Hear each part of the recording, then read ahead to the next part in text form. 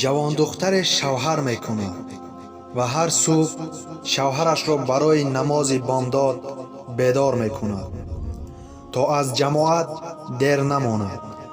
дар ин муддат як рӯз шавҳарашро дертар бедор мекунад, ки аз намози ҷамоат дер намонад ва намозро ба ҷамоати дуввум мехонад.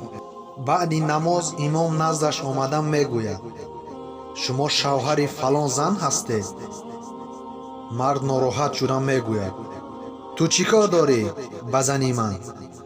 имом ҷавоб мегӯяд: ба худо қасам, хоб дидам.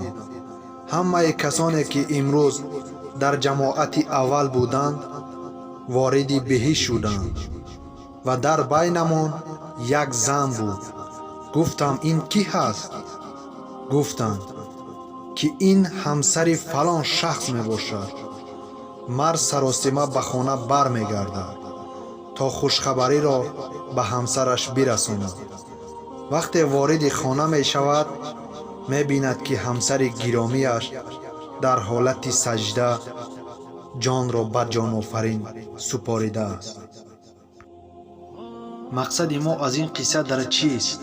шояд нафароне бошанд дар канали мо обуначӣ, ки онҳо зан ҳастанд ва шавҳар доранд. бинед чӣ гунае ки шумо дар навор мебинед, чӣ қадар мушкил аст танҳо будан. шумо дар ҷои ҳамин кӯдак шавҳари худтонро тасаввур кунед. вақте ки шумо дастшонро мегиред, кор ҳар чиз зудтар ҳал мешавад. боқӣ сарбаланду хонаобод бошед.